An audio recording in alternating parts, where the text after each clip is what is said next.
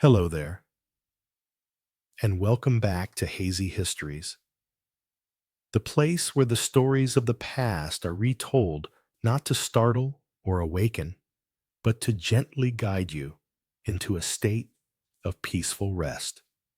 Here, history isn't a lecture hall filled with dates and battles. It's a soft whisper in the quiet of the night, a gentle current to carry you toward the shores of sleep. So, let's begin tonight's journey. Tonight, we're going to travel somewhere different. We are not bound for a crumbling medieval castle shrouded in mist, nor an ancient battlefield where empires clashed. Instead, we are venturing to a place that, for most of its existence, did not officially appear on any map. A silent, sprawling land of dust and sagebrush, of vast, empty skies, and of some of the most closely guarded secrets of the entire 20th century. So, find that perfect position for yourself now. Settle into the softness of your pillow. Pull the covers up a little higher, a little closer. Take a slow, deep breath in, and as you exhale, let your mind begin to drift. Let it float away from the gentle hum of your room and travel out, far out, into the vast, quiet expanse of the Nevada desert. Picture yourself there, under a magnificent dome of stars, a canopy so brilliant and clear that it seems almost unreal, untouched by the glow of any city lights. A sky that has watched over this land for millennia, holding its secrets in the deep, silent darkness between each distant point of light. Together, we are going to pay a visit to a place known as Area 51. But please, don't worry. This journey will not be filled with jarring tales of alien encounters or frightening global conspiracies. There will be no thrilling chases or startling revelations. Instead, we will simply listen. We will listen to the quiet whispers of the desert itself. We will uncover the stories of ordinary people who, in the deepest secrecy, accomplished truly extraordinary things. And together, we will gently discover what the government was really hiding all those years, out there under the relentless, watchful eye of the Nevada sun. If you find that our journeys here bring you a sense of peace, a quiet comfort in the late hours, perhaps you might consider subscribing to our channel. It would allow us to continue these explorations together and to wander through the hazy corridors of history on future nights. But for now, don't trouble your mind with that. Let that thought drift away like a cloud. There are no buttons to press, no screens to look at. There is only the sound of my voice and the path it lays for your imagination to follow. So, let's leave the modern world completely behind. Let go of the blockbuster movies, with their dramatic explosions and frantic action scenes. Let go of the suspenseful documentaries, with their pulsing music and quick cuts. The truth, as it so often is both simpler and infinitely more complex. The real secret of this place isn't found in a gleaming silver saucer, tucked away in a sterile, underground hangar. It's not a story of otherworldly beings with large, dark eyes. No, the truth is far more human, far more grounded. It's a story that can probably be found in the faint, bitter scent of coffee, brewed hastily at 3 in the morning in a nondescript mess hall. It lives in the soft, rhythmic creak of a metal bunk bed in a shared barracks, a sound that lulled tired engineers to sleep.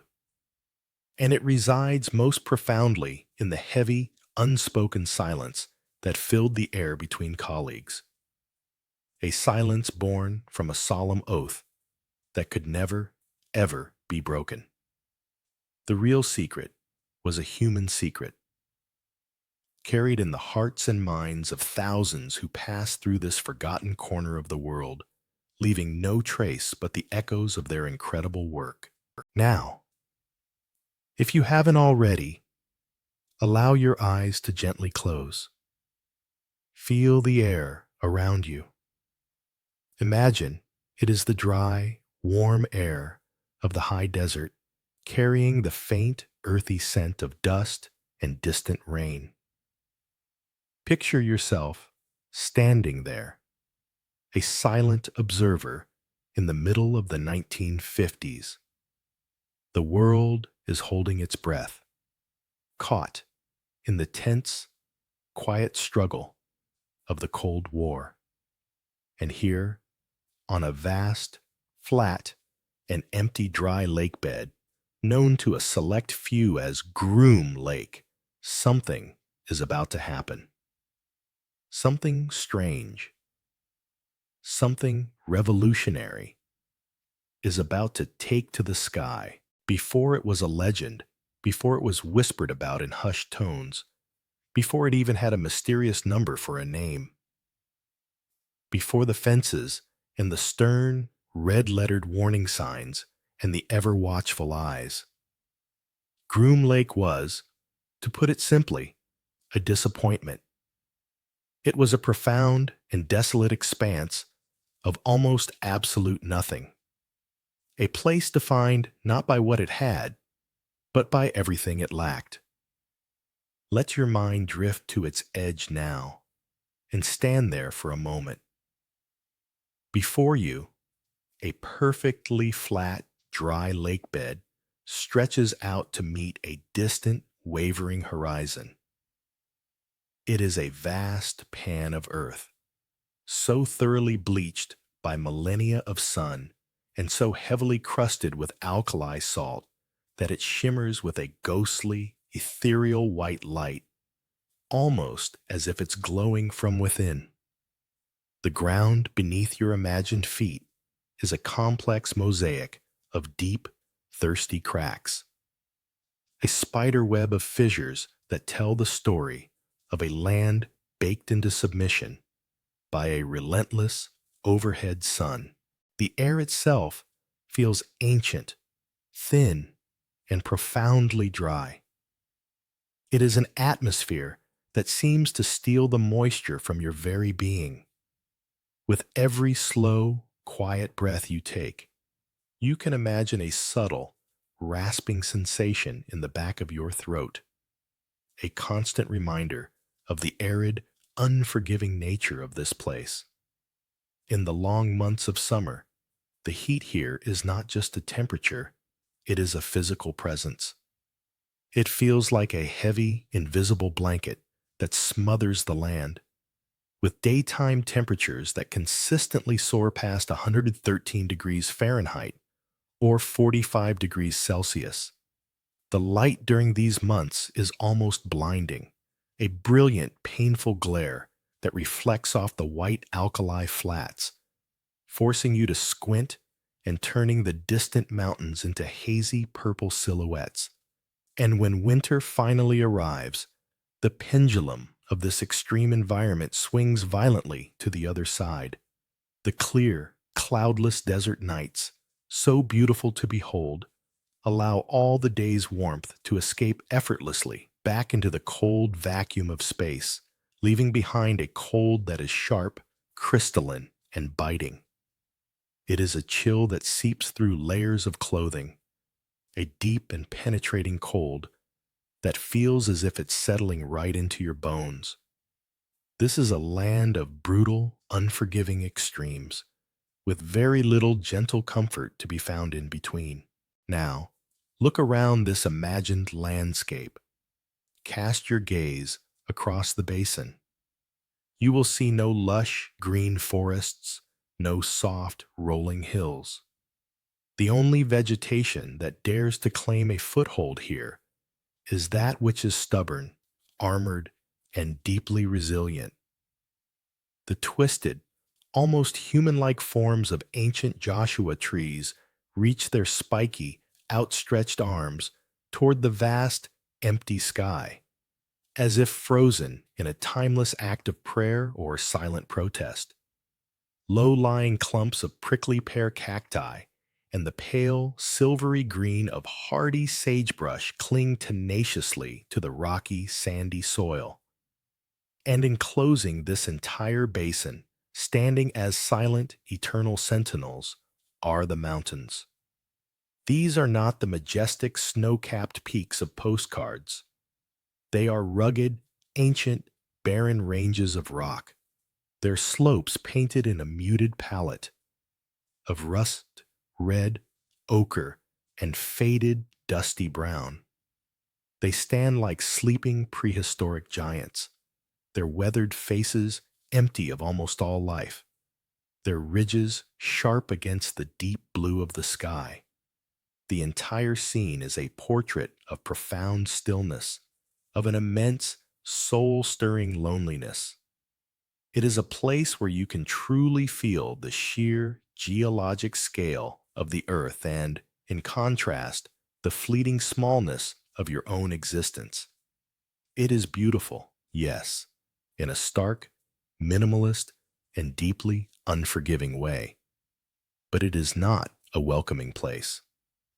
It is a landscape that seems to actively and patiently resist human presence. For centuries, this was its unchanging story.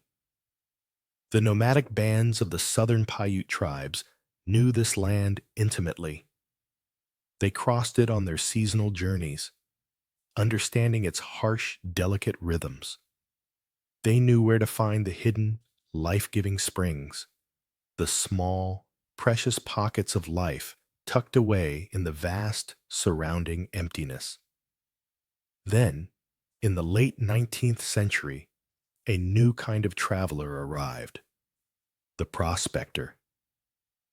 Drawn by rumors of silver and gold that glittered in the veins of the surrounding hills, they came with hardy mules and even hardier dreams of striking it rich. They gave the mountains names that are still on the maps today, like the Groom Range, named after the English mining financiers who funded their largely failed ventures. But the lake bed itself offered them nothing. It was just a barrier, a difficult, sun-scorched, and waterless obstacle to be crossed. By the dawn of the 20th century, the miners had mostly gone, and the land was returned to the silence, the wind, and the stars. It wasn't until the Second World War that this forgotten corner of the world found a new and ominous purpose. The U.S. Army Air Corps, in need of vast, unpopulated areas for training, claimed this territory. They needed a place to practice, a remote stage for bombing and aerial gunnery ranges, far from any towns, farms, or curious eyes. Groom Lake and its desolate surroundings were perfect precisely because nobody was there, and because nobody in their right mind would ever want to be. It was the ideal sandbox for testing dangerous things, for making loud, ground-shaking noises, for creating plumes of smoke and fire that would disturb no one but the jackrabbits and the coyotes. The young soldiers who were temporarily stationed out here, living in rough tent camps under the grueling sun, had a fitting name for it. They called it God's forgotten land. They would say that you could stand on the back of your truck at midday, look for miles in every single direction, and see nothing at all but the shimmering, liquid-like distortion of the heat rising off the distant, hazy horizon. It was a place at the very edge of the world, a blank spot on the map, waiting patiently for a secret to be written upon it. The land slumbered in its sun-baked obscurity for a few more years, a forgotten stage waiting for its play. Then, in the spring of 1955, the search for a new kind of stage began. This search was led by a man who was, in his own field, a living legend. His name was Clarence Kelly Johnson.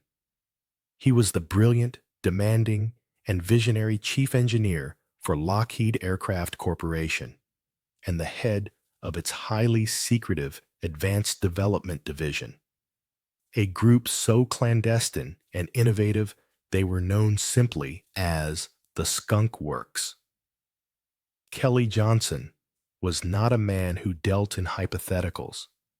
He dealt in the tangible, in the provable, in the machines that could push the very boundaries of what was considered possible. And at this moment, he had a problem. The Central Intelligence Agency, the CIA, had given him and his Skunk Works team a monumental task: to build an aircraft that could fly higher than any other in existence. A spy plane that could soar untouched over the Soviet Union, capturing images of its military secrets from the very edge of space.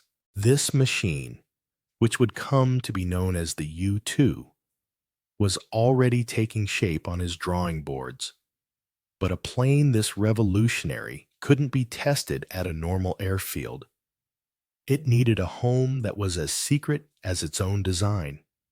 It needed a sanctuary of silence and isolation. So, on a clear day in April, Kelly Johnson, along with a few high-ranking CIA officials and a Lockheed test pilot, boarded a small, single-engine Beechcraft plane and took to the skies over Nevada. They weren't looking for fertile land or a pleasant climate. They were on a quest for emptiness.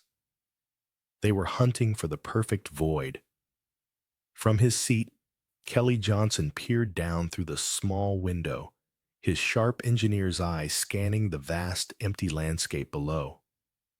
He was looking for a place where no curious farmer, no wandering tourist, no civilian pilot would ever accidentally cast their gaze.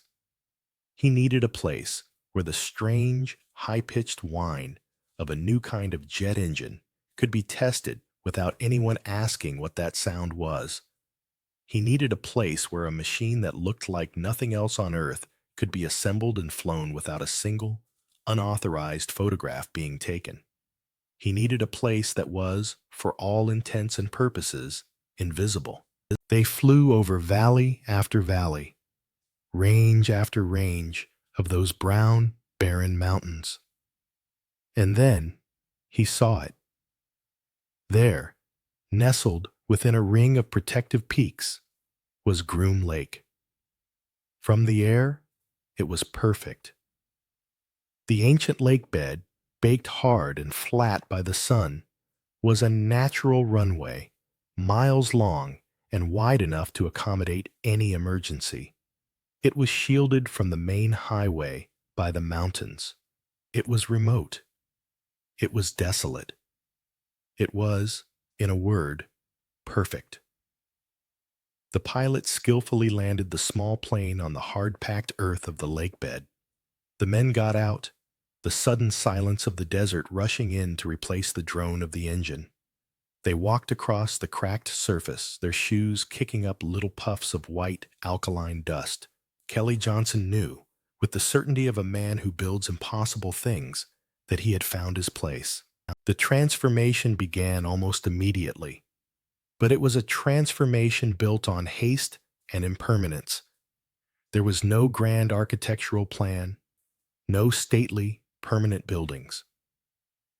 The first wave of construction was a frantic, makeshift affair. A few rough roads were graded into the desert floor. 2 simple, metal-sided hangars were hastily erected. just large enough to shield the secret aircraft from the sun and from the prying eyes of Soviet satellites. A single, paved runway was laid down, a dark strip of asphalt cutting across the pale earth. For the men who would live and work here, the accommodations were Spartan. A small fleet of house trailers and mobile homes were hauled in and arranged in a neat, cheerless line. These would serve as their offices, their workshops, and their sleeping quarters. The first base was not designed to last for decades. It was designed to be bulldozed and erased from the face of the desert in a matter of weeks if its secrecy was ever compromised. It was a temporary, almost disposable ghost of a facility built for a single, top-secret purpose. Yet, even in this harsh, unforgiving environment, a certain human touch, a certain wry sense of humor began to emerge. Kelly Johnson was a brilliant engineer, but he was also a shrewd manager of people. He knew he needed to persuade the best pilots, engineers, and mechanics in the country to leave their comfortable homes and families to come work in the middle of nowhere, a place they couldn't even name. So, to make this desolate outpost sound just a little more appealing on paper, he gave it an official and wonderfully ironic nickname. He called it Paradise Ranch. Imagine receiving that job offer, a formal invitation to come work at a place called Paradise Ranch, a name that conjures images of green pastures and shady trees. And then, imagine stepping off the plane into one of the hottest, driest, and most isolated places in North America. That small, clever deception was perhaps the very first instance of the unique dark humor that would become an essential coping mechanism for life at the world's most famous secret base. It was a joke shared only by those who were on the inside, a quiet acknowledgement of the strange and surreal world they were about to inhabit. Now, let your imagination carry you forward. Imagine that you are one of them. You are a young engineer, perhaps, or a skilled mechanic in your late 20s, recently recruited for a job of national importance. You've been handpicked, vetted, and sworn to secrecy. You've been offered a position at the intriguing, if somewhat mysterious, Paradise Ranch. And so your new life begins, a life lived in two separate, non-overlapping worlds. You can't tell your wife, or your parents, or your closest friends where you are truly going, or what you are truly doing. As far as they know, you have a vaguely defined government job, perhaps as a consultant for an aviation company.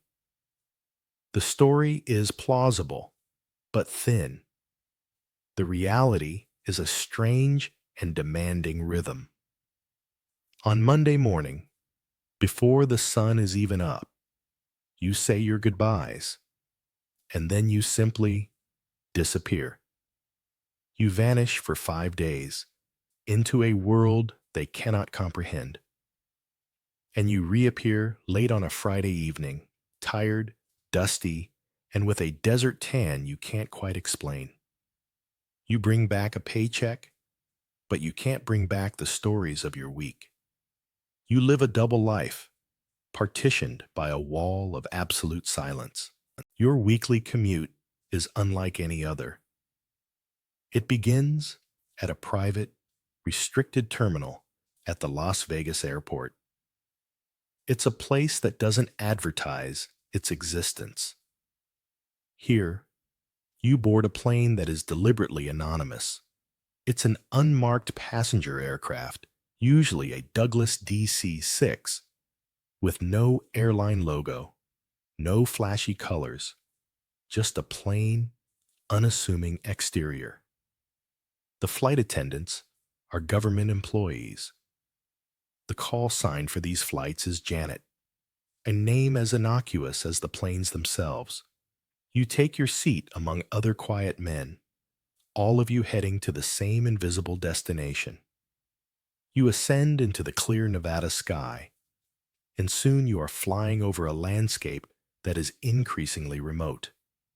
Then, the plane begins its descent, not toward a sprawling public airport, but toward that single, lonely strip of asphalt in the middle of the desert. You step off a plane with no name, at a terminal that doesn't exist, and you have arrived at a place that is not on any map. Welcome to your office for the week. Life at the ranch is a study in contrasts. By day, you are engaged in work that is pushing the very limits of aerospace technology. But by night, your world shrinks to the size of a small, isolated company town. Your home is a simple room in a long, functional barracks or a cramped trailer. You might have a roommate, another engineer or pilot. The beds are often simple metal bunks, their frames creaking softly in the night. The walls are thin. The bathrooms are communal. Privacy, you quickly learn, is a concept as foreign and luxurious here as a lush, green lawn. It simply doesn't exist. Yet, in some ways, the base provides. The mess hall, the heart of the community, serves surprisingly good food. The work is demanding, and the leadership knows that morale is a precious commodity. So, steak is a regular feature on the menu. A thick, well-cooked steak can be a powerful antidote to a long, frustrating day of failed tests and engineering setbacks. A quiet joke begins to circulate among the staff. You can always tell if a test flight went well by the quality of the steak served that evening.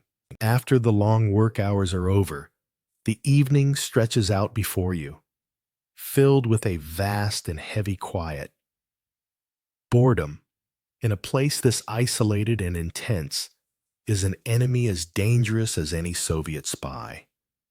It can lead to carelessness, to depression, to a fraying of the nerves. So, the base offers simple distractions. There is a small, informal bar where men can gather for a beer and quiet conversation, always careful to never speak of the specific details of their work. There is a makeshift volleyball court where the fierce desert sun gives way to the cool evening, and games are played under the stars. There is a small movie theater, a simple hall with a projector showing films that are often months or even years old. Men do whatever they can to keep their minds occupied. They form reading groups, organize intense late-night poker games, or write long, carefully worded letters home. Some simply find a quiet spot away from the lights of the small compound, sit on the hood of a dusty Jeep, and watch the spectacular, silent drama of the sun setting over the western mountains, painting the sky in fiery shades of orange, pink, and deep purple. It's a moment of peace, a reminder of a world outside the fence, before they turn back to their secret work. Another day closer to the weekend, and to the other life that awaits them. Just a short, secret flight away. More than the heat, more than the isolation, more than the long hours, the defining feature of life at Paradise Ranch was the silence. Not the physical silence of the desert, but a deeper, more profound silence that was woven into the very fabric of existence there. It was a silence you carried with you, even when you left the base. Upon being hired, every single person, from the top engineers to the cooks in the mess hall, signed a legal document, an oath of secrecy. But it was so much more than a piece of paper. It was a fundamental restructuring of your personality. The silence wasn't just a rule you followed. It quickly became a part of the air you breathed, an instinct that governed your every interaction with the outside world. You learned a new way of communicating. You learned how to have a conversation without actually saying anything of substance.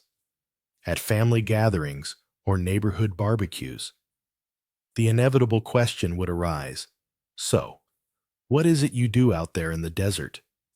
And you would have your pre-rehearsed, vague answer ready. You'd talk about flight dynamics, or aerospace consulting, or testing atmospheric conditions. The words were true, in a way, but they were also hollow, designed to be just plausible enough to end the line of questioning. You became an expert in the art of the polite deflection, the friendly but firm pivot to a different topic.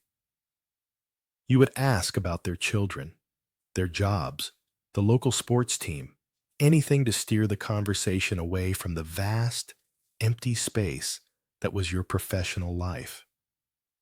You would smile, you would nod, but a part of your mind was always on guard, a silent sentinel ensuring that no unapproved detail, no matter how small, ever slipped past your lips. This created a strange and powerful internal conflict.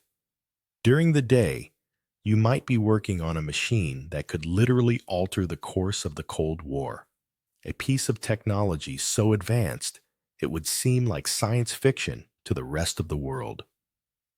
You might be solving a problem that no one had ever solved before, contributing to a project of immense national and historical significance. But when you went home for the weekend, you were just a husband who couldn't explain why he had to miss his son's birthday party last week. You were a son who couldn't tell his aging father what he was proud of accomplishing. You were a friend who couldn't share the stress or the exhilaration of a major breakthrough at work. The two halves of your life were separated by an unbridgeable chasm of secrecy, and you were left to stand alone in the middle. This constant vigilance, this compartmentalization of the self, took a heavy toll. It was a quiet, creeping stress that could fray nerves and strain relationships to their breaking point. Marriages withered under the pressure of the unspoken. Wives felt shut out, unable to connect with a husband who was present in body but absent in spirit, his mind still out there in the desert, wrestling with secrets he could not share.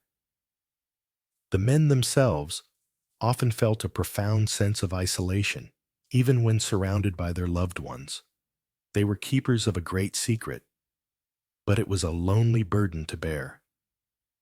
In many ways, the greatest and most enduring secret of Area 51 wasn't the advanced technology being developed inside its fences. It wasn't the shape of the experimental aircraft or the capabilities of their cameras. The deepest secret was the quiet human cost, the immense psychological weight that was placed upon the shoulders of the ordinary people who built this extraordinary place, and who paid for its secrecy with their own peace of mind. And all of this sacrifice, all of this discipline, all of this heavy, profound silence was for one purpose. It was to protect the first great secret to be born from the desert dust of Groom Lake, a project with the unassuming, almost gentle, code name, Project Aquatone. But the machine at its heart was anything but gentle. It was a creature of the upper atmosphere, an angel of espionage. It was an aircraft that looked like nothing the world had ever seen before. Let us now step out of the blinding desert sun and into the cool, cavernous interior of one of those first simple hangars at Paradise Ranch. The air inside is thick with the scent of metal, oil, and a unique electric tension, the feeling of creation. Here, under the constant, steady hum of industrial lights that chase away every shadow, day and night, the great secret of this place began to take its physical form. The official name for the endeavor was Project Aquatone, a name that sounds gentle, almost aquatic, and deliberately misleading. But the soul of the project was a machine, and this machine was anything but gentle. It was a creation that seemed to actively defy the established common sense principles of aeronautics. To understand it, let your mind build an image. Imagine, first, an enormous, impossibly elegant glider. Its fuselage is long, slender, and almost delicate, like the body of a dragonfly. It is a needle-thin tube designed for a single occupant. Now, to this slender body, attach a pair of wings. But these are not ordinary wings. They are impossibly long, stretching out on either side with a graceful, bird-like curvature. They are so thin and so vast, spanning over 80 feet from tip to tip, that they appear to be utterly out of proportion with the rest of the aircraft. In fact, the wingspan itself was significantly longer than the entire length of the plane's body. This strange, almost alien geometry gave the aircraft the appearance of some great prehistoric insect or a majestic, high-altitude bird. This was the U-2. It was not a machine conceived for aggression or for combat. It carried no bombs in its belly, no missiles under its wings, no guns in its nose. Its purpose was not to fight, nor was it built for raw, breathtaking speed. In fact, when compared to the powerful, swept-wing fighter jets of its day, the U-2 was relatively slow, almost leisurely in its pace. Its design was not concerned with dogfights or supersonic dashes. No. The U-2 was born from a single, obsessive, and audacious purpose: to fly high. Unimaginably high. It was a machine painstakingly engineered to ascend to the silent, frigid altitudes where the sky begins to bleed into the blackness of space. It was designed to soar in a realm above the weather, above the clouds, above the flight paths of all commercial airliners, and, most critically, above the maximum reach of any Soviet fighter jet or ground-based anti-aircraft missile of that era. It was to be a ghost in the stratosphere, a silent, untouchable observer looking down upon the world from a place of serene, absolute sanctuary. To further aid in this mission of invisibility, the aircraft was painted a deep, non-reflective matte black. This color was not chosen for any aesthetic reason or to look intimidating. It was a purely functional choice, scientifically selected to absorb light and help the aircraft blend into the dark, deep violet blue canvas of the upper atmosphere, making it nearly impossible to spot from below. The pilots, a small and incredibly elite group of men, hand-picked for their skill and their nerve, were the only ones who would ever truly know what it felt like to tame this challenging machine. They gave it a fitting nickname, one that perfectly captured its contradictory nature. They called it the Dragon Lady. The name was a paradox. Lady, for its graceful, almost ethereal beauty in the air, and Dragon for the fact that it was notoriously difficult, wickedly temperamental, and exceptionally dangerous to handle. It was a machine that demanded absolute, unwavering perfection from its pilot on every single flight, from takeoff to landing. The U-2's mission, while born from complex Cold War politics, was beautifully simple in its core concept. It was, in essence, a flying camera of unparalleled power and reach. Tucked securely into its belly was a custom-built, high-resolution camera system, itself a marvel of optical engineering for the 1950s. From its standard cruising altitude of 70,000 feet, that's over 13 miles or 21 kilometers straight up, this camera could capture images of the ground below with a level of detail that was, at the time, astonishing. It could photograph vast swaths of territory on a single, silent pass over a target, revealing with perfect clarity the layout of secret military bases, nuclear test sites, missile silos, and airfields. The resolution of the film was so fine, the optics so precise, that intelligence analysts, hunched over light tables back in a secure facility, could distinguish objects on the ground as small as a single golf ball. It was a technological key, capable of unlocking the most closely guarded secrets of a closed-off nation, all from the serene, silent, and frigid void of the stratosphere. It was the ultimate tool of espionage. To operate in such an extreme and hostile environment, the pilots themselves had to become something more than just pilots. At 70,000 feet, the air pressure is less than 1/10 of that at sea level.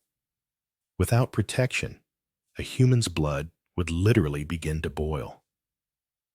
The cockpit was, of course, pressurized, but as a crucial, life-or-death safety measure, the pilots were required to wear highly specialized flight suits. These were not the simple leather jackets and helmets of their fighter pilot brethren.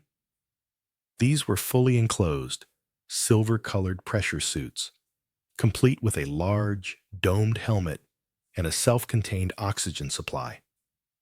They were cumbersome, restrictive, and made the pilots look for all the world like the astronauts who would, a decade later, capture the world's imagination. This created one of the most surreal and deeply secret realities of the 1950s, many years before the names of Mercury, Gemini, or Apollo astronauts became household words, long before the world gathered around their television sets to watch Neil Armstrong take his first historic steps on the moon.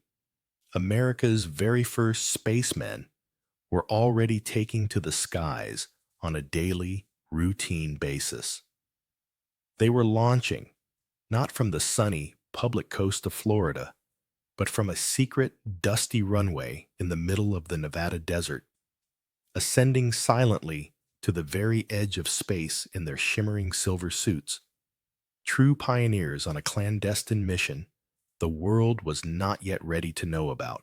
Now, allow yourself to drift into the role of one of these chosen few. It is dawn at Paradise Ranch. The air is cool and still. You are a test pilot, and your aircraft is waiting for you on the flight line, a sleek, black silhouette against the pale, pre-dawn sky. You are already encased in your silver pressure suit, a cumbersome second skin. You walk slowly, deliberately, toward the Dragon Lady. Ground crew, moving with quiet efficiency in the dim light, are completing their final checks. You climb a small ladder and lower yourself into the cramped, narrow cockpit. It feels less like getting into a plane and more like being sealed into a capsule. You are surrounded by a dense array of dials, switches, and gauges. You connect your suit to the aircraft's life support systems. You can hear the steady rhythm of your own breathing, amplified inside the confines of your helmet. Below you, deep within the fragile wings of the U-2, a special, highly volatile jet fuel is being carefully pumped in. It's a temperamental mixture designed for high-altitude performance. You are keenly aware that you are sitting atop a machine that is, in essence, a perfectly balanced equation of power and fragility. One small miscalculation, one tiny spark in the wrong place, and this elegant aircraft could transform into a devastating fireball. The canopy is lowered and sealed, cocooning you from the outside world. The jet engine spools up with a distinctive, high-pitched whistle that cuts through the desert silence. You perform your final checks, your gloved hands moving with practiced precision over the controls. You taxi slowly, carefully toward the long, dark runway. The aircraft feels awkward and ungainly on the ground, its long wings dipping and swaying with every small bump. At the end of each wingtip are temporary struts, like training wheels on a bicycle, designed to keep the wings from scraping the ground. They are designed to fall away on takeoff.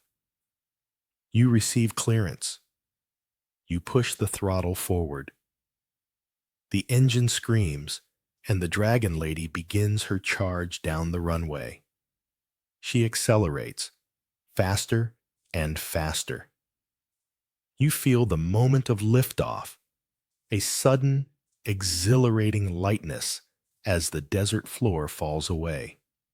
The training wheels drop, clattering onto the asphalt behind you.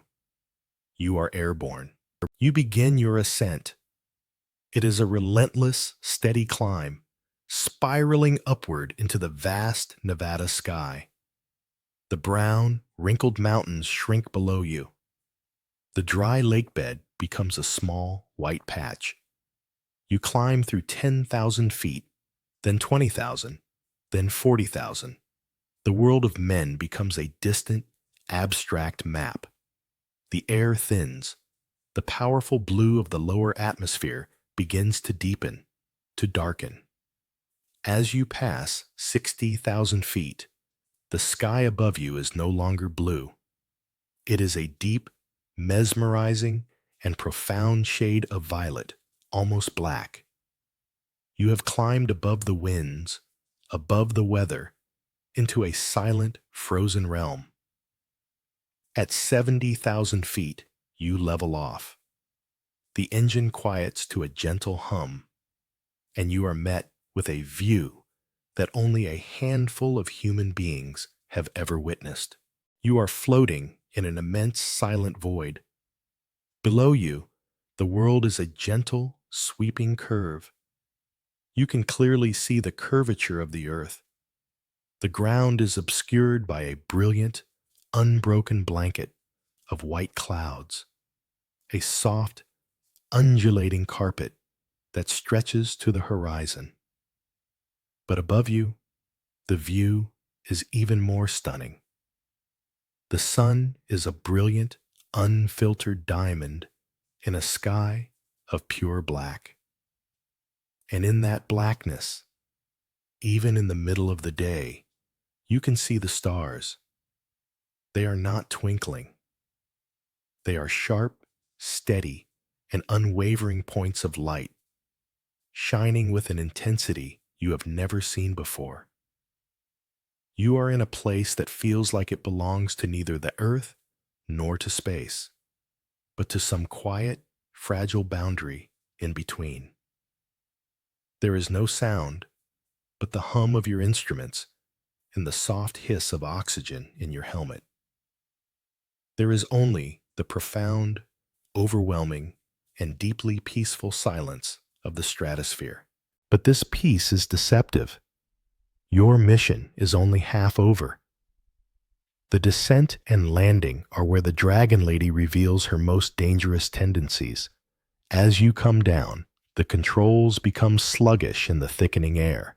The long, glider-like wings that gave you such incredible lift now become a liability. They are acutely sensitive to the slightest crosswind, making the aircraft notoriously difficult to control at low speeds. The final approach is a delicate, nerve-wracking ballet. Landing a U-2 has been famously compared to trying to land a bicycle on a tightrope in a crosswind. There is almost no room for error. The landing gear is arranged like a bicycle's wheels, one behind the other, making it inherently unstable on the ground. As you approach the runway, you see them. High-performance chase cars, driven by other U-2 pilots, race down the runway behind you. The driver of the lead car radios instructions to you, calling out your altitude in feet. 10 feet, 8, 6, hold it, 4, 2, flare now. You gently pull back on the stick, stalling the aircraft just inches above the pavement, letting it settle onto its gear. You then have to balance the plane on its two central wheels, carefully lowering one of the long wings until its reinforced tip scrapes gently along the asphalt, bringing you to a stop. You have tamed the Dragon Lady for one more day. And here, in the intersection between the secret world of Groom Lake and the public world below, is where our story takes a fascinating and unexpected turn.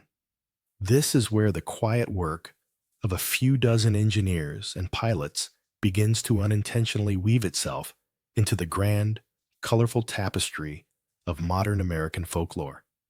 As the U-2 test flights became more frequent, soaring silently through the stratosphere above the American Southwest, ordinary people, both on the ground and in the air, started to see strange things in the sky. Things they could not explain. Things that didn't behave like any known aircraft. And so began a quiet and completely unintentional side effect of Project Aquatone. It became the single greatest generator of unidentified flying object reports in the mid-20th century.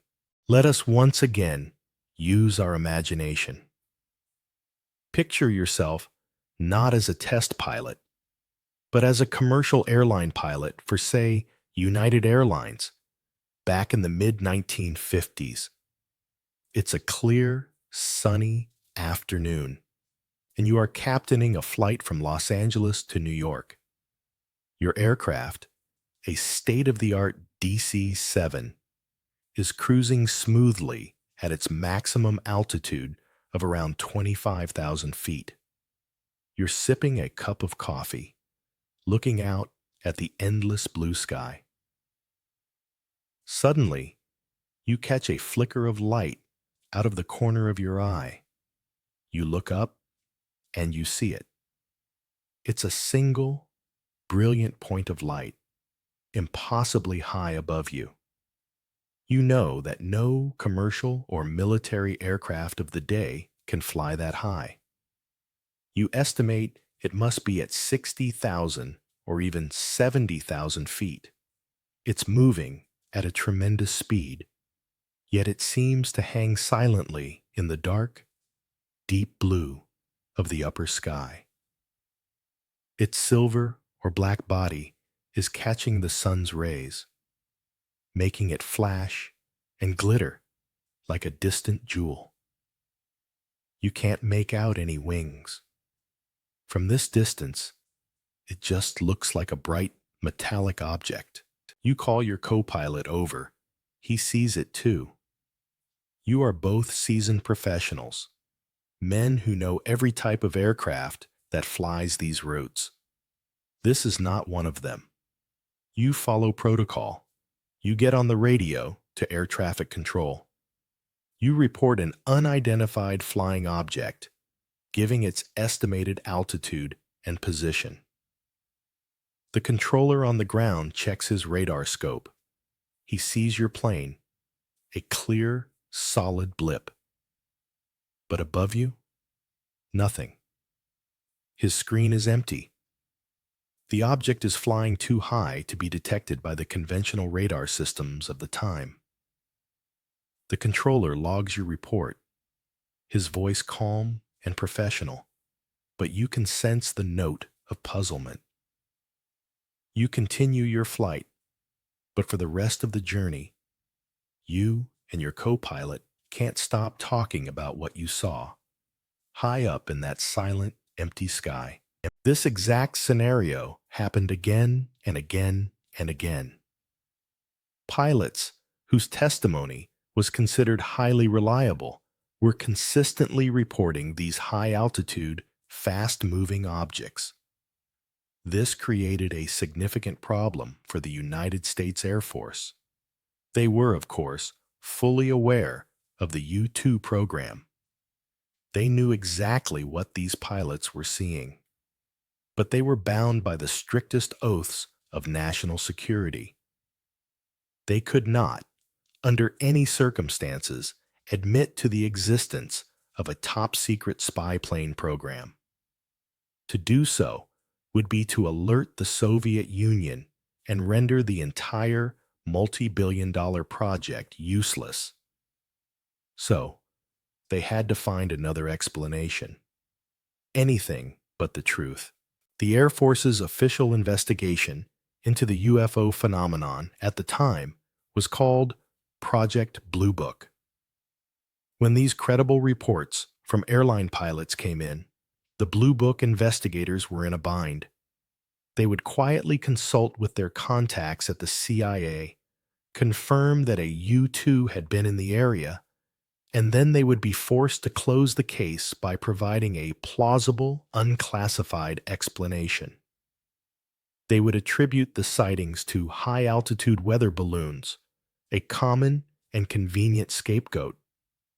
Or they would cite unusual atmospheric phenomena, such as the reflection of sunlight off ice crystals in the upper atmosphere.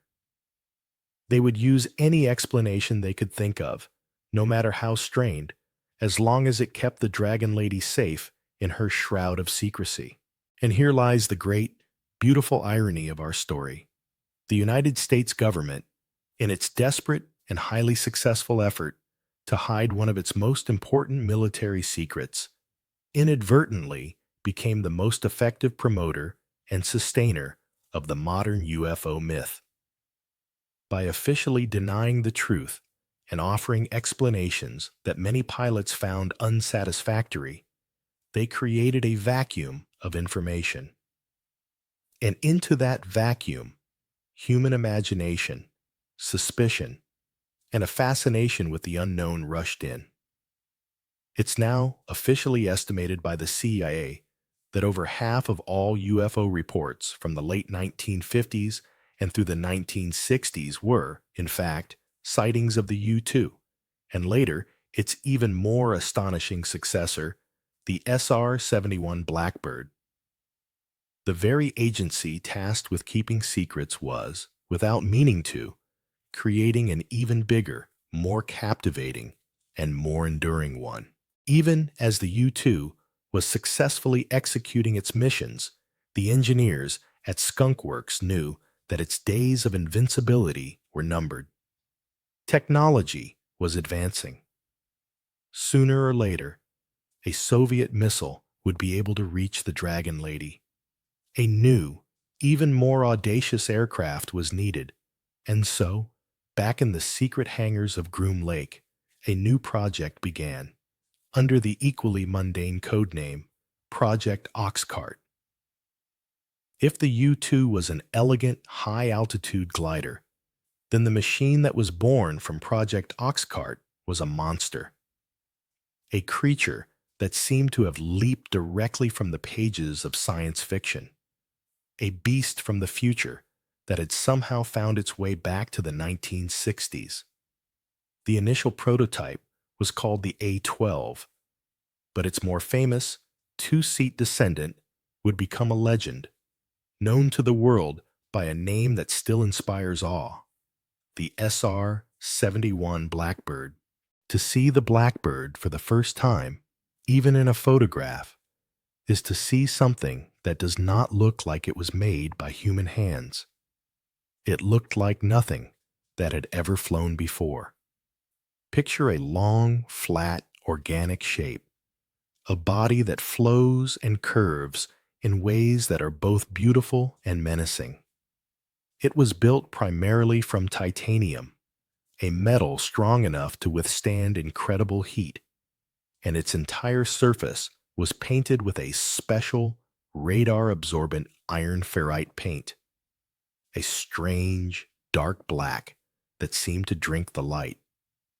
With its sharp, pointed nose, its sweeping delta wings, and the two massive engine nacelles that sat on top, it looked more like a giant predatory insect from another planet than a conventional airplane.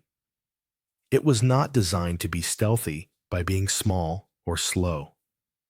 It was designed to be untouchable through sheer, overwhelming performance. The Blackbird was engineered to fly faster than a speeding rifle bullet, at speeds exceeding Mach 3, more than 3 times the speed of sound, and it was designed to do this at an altitude of over 85,000 feet, which is more than 26 kilometers or 16 miles above the surface of the Earth.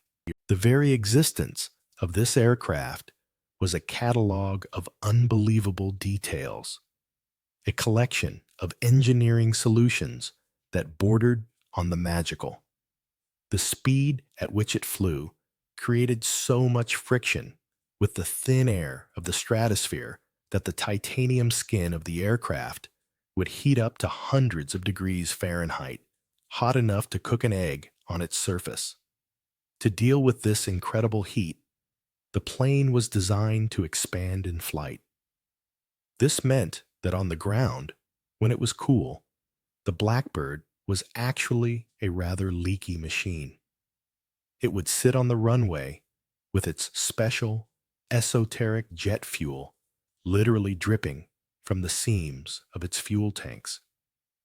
Only when it reached its operational speed and temperature would the metal panels expand and press together, forming a perfect seal. It was a plane that was only truly at home in the most extreme environments.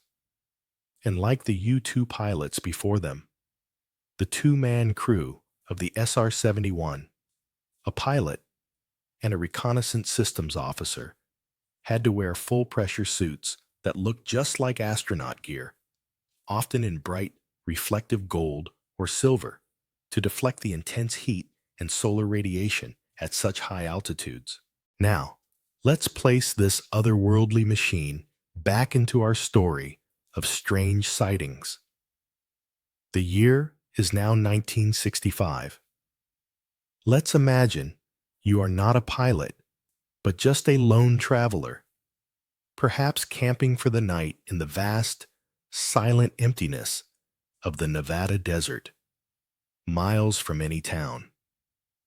The sun has set, and the sky is a deep, star-dusted velvet. You are looking up, mesmerized by the Milky Way. Suddenly, something moves. A dark, triangular shape passes overhead, moving with a speed that your brain can barely process.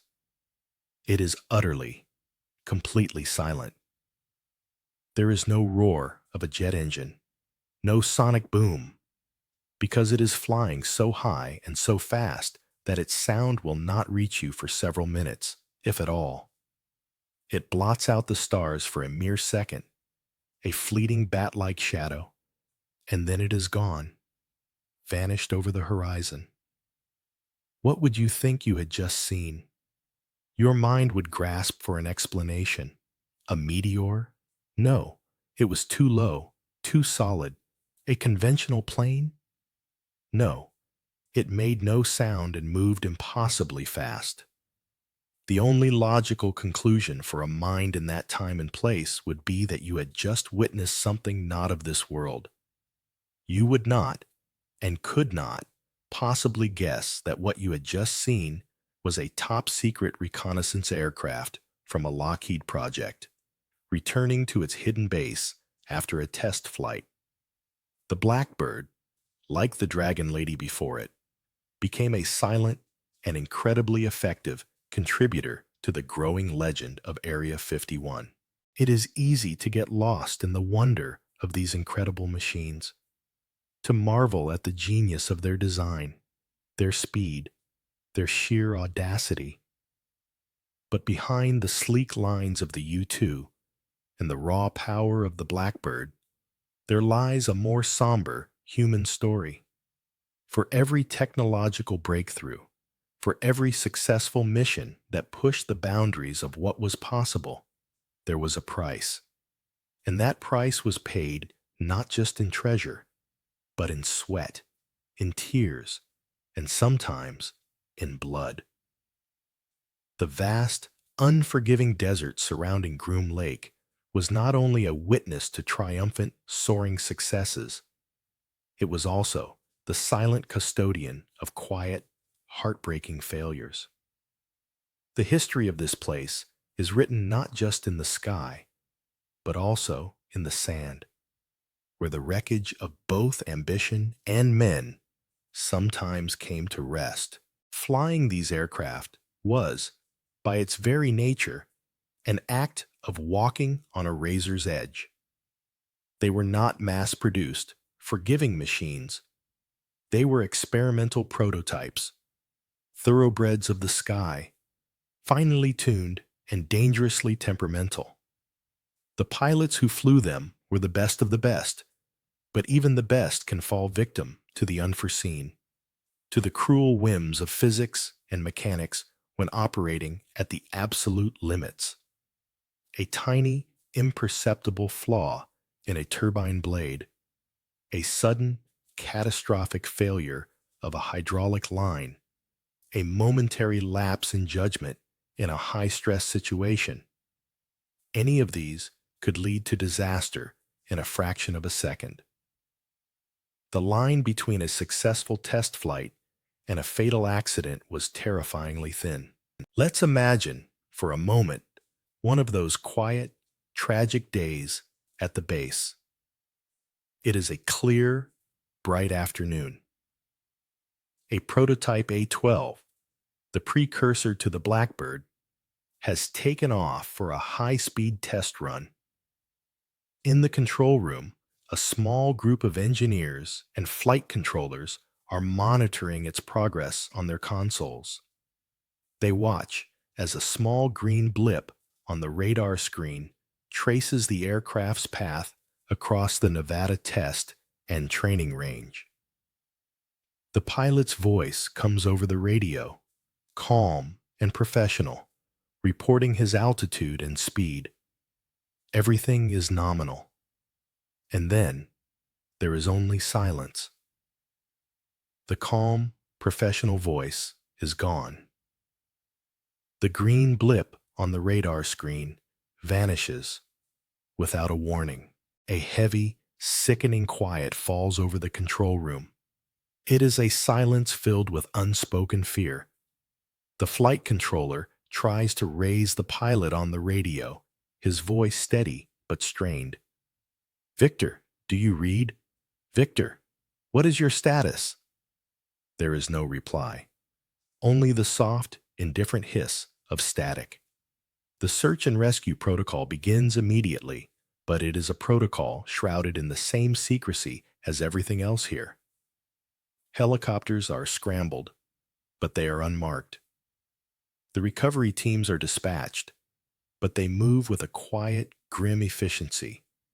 Their mission not just to find the pilot, but to secure every last piece of the wreckage, to ensure that not a single fragment of this top-secret technology falls into the wrong hands or is seen by an unauthorized eye. They work against the clock, against the vastness of the desert. Hours later, they find the crash site. a dark, ugly scar on the pale desert floor. The pilot did not survive. Back at the base, the news spreads not as a public announcement, but as a heavy, sorrowful rumor that passes from person to person. The men gather in the small bar that evening, but the usual laughter and card games are absent. They drink their beers in silence, each man lost in his own thoughts, mourning a fallen comrade whose death they cannot speak of to the outside world. There would be no grand, public funeral with a flyover of jets in a missing man formation. There would be no articles in the newspapers honoring his bravery. His name would not be carved onto a public war memorial. The official cause of death given to his family would be a carefully worded, vague statement about a training accident in a conventional aircraft. The glory of these pilots was their secrecy. Their legacy was their silence. And their ultimate sacrifice, their very life, was concealed from the world just as thoroughly as the shattered pieces of the remarkable machine they had been flying. And while these real men were risking, and sometimes losing, their lives for these very real Earth-made technologies, the world outside the fences, fueled by scraps of information and a boundless imagination, was beginning to weave an entirely different story for Area 51, a story that had nothing to do with Cold War espionage, and everything to do with crashed flying saucers, alien autopsies, and small gray beings from another world. The myth was taking root, and it was about to grow into something far larger and more powerful than any secret the government was trying to keep. For many long and silent years, the story of Area 51, or what little story there was, remained exactly where the United States government wanted it, deep in the shadows. It was a place without an official name, a blank spot on the map that was the subject of rumor and quiet speculation among only a small, dedicated community of aviation historians and ardent UFO researchers. It was a mystery to be sure, but a quiet, academic one, a puzzle with missing pieces that was debated in niche magazines and late-night radio shows. It lacked a central narrative. All of that changed, irrevocably, in the year 1989. The quiet, patiently smoldering embers of public curiosity were about to be doused with a gallon of rocket fuel. In that pivotal year, a man named Robert Scott Lazar, or Bob Lazar, appeared in a series of televised interviews with a Las Vegas news station. Initially, his face was concealed in shadow, and his voice was electronically altered, lending an immediate air of clandestine importance to his words. He told a story so detailed, so fantastic, and so compelling that it would ignite the public's imagination like nothing before it. He single-handedly fanned the small, contained flame of interest in Area 51 into a raging, uncontrollable wildfire of modern myth and popular legend. Speaking with a calm, measured, and scientific-sounding demeanor, Lazar presented himself as a physicist who had been handpicked and recruited for a highly compartmentalized and ultra-secret project. He claimed to have worked for a short period in 1988 and 1989 at a facility that was even more secret than Area 51 itself. It was a hidden installation, he said, nestled into the base of the Papoose mountain range, several miles south of the main Groom Lake complex. He gave this place a specific designation, Sector 4, or S4. His job, he claimed, was nothing short of monumental, a task that would rewrite the history of science and technology. He alleged that he was part of a small, elite team of scientists tasked with the incredible mission of reverse engineering the advanced propulsion systems of captured extraterrestrial spacecraft. Lazar did not speak in vague, general terms. He provided a stunning wealth of compelling, scientific-sounding details that lent an air of powerful authenticity to his claims. He spoke of 9 distinct, saucer-shaped vehicles, stored in individual, hidden hangars that were cleverly built directly into the side of the mountain, their doors disguised to look like the desert terrain. He described the physical nature of these craft, their surfaces sleek and seamless, as if molded from a single piece of metal, with no visible rivets, welds, or joints. He recounted the strange, almost organic interiors, with small, child-sized seats and an archaic, almost psychic, control interface. He spoke at length about their incredible power source, which he claimed was a stable, undiscovered isotope of a super-heavy element, which he called Element 115. He explained, with the confidence of a seasoned physicist, how this element was used within an onboard reactor to generate an intense, localized gravity wave. This wave, he alleged, allowed the craft to bend space-time around it, enabling it to achieve incredible propulsion and perform aerial maneuvers, like instantaneous 90-degree turns at supersonic speeds, that would be impossible for any conventional aircraft and would instantly kill any human pilot. He even claimed to have personally witnessed, on several occasions, clandestine test flights of these recovered alien saucers. He described how he and other scientists would be taken out on a bus on certain Wednesday nights to a safe viewing distance, where they would watch the craft silently rise into the dark desert sky, performing their impossible, physics-defying ballet. The impact of Lazar's story on the public consciousness was immediate, profound, and explosive. It was, quite simply, the perfect narrative, a story seemingly custom-made for an audience raised on science fiction and government distrust. It possessed every essential element of a blockbuster Hollywood movie, a brave, conscientious whistleblower risking his career and his life to bring the truth to light.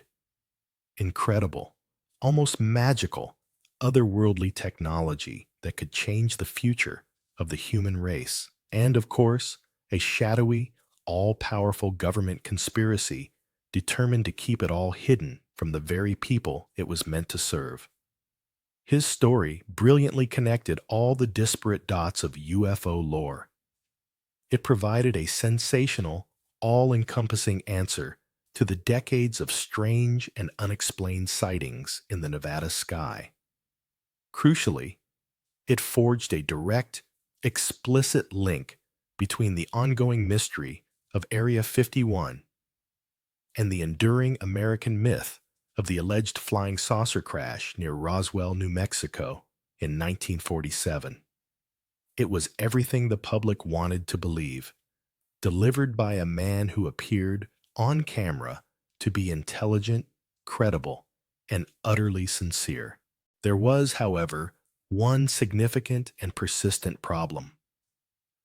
When diligent journalists and skeptical investigators began to meticulously dig into Bob Lazar's background, they found that his most important claims were maddeningly unverifiable, and in some crucial cases, demonstrably false.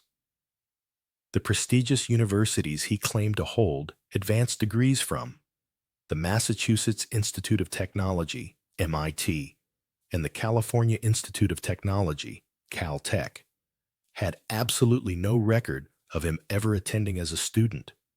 The Los Alamos National Laboratory, where he claimed to have been employed as a senior physicist, only had records listing him as a technician working for a third-party contractor. Key elements of his professional history seemed to evaporate under close scrutiny. But by the time these discrepancies and contradictions came to light, it no longer mattered. The story was already out there.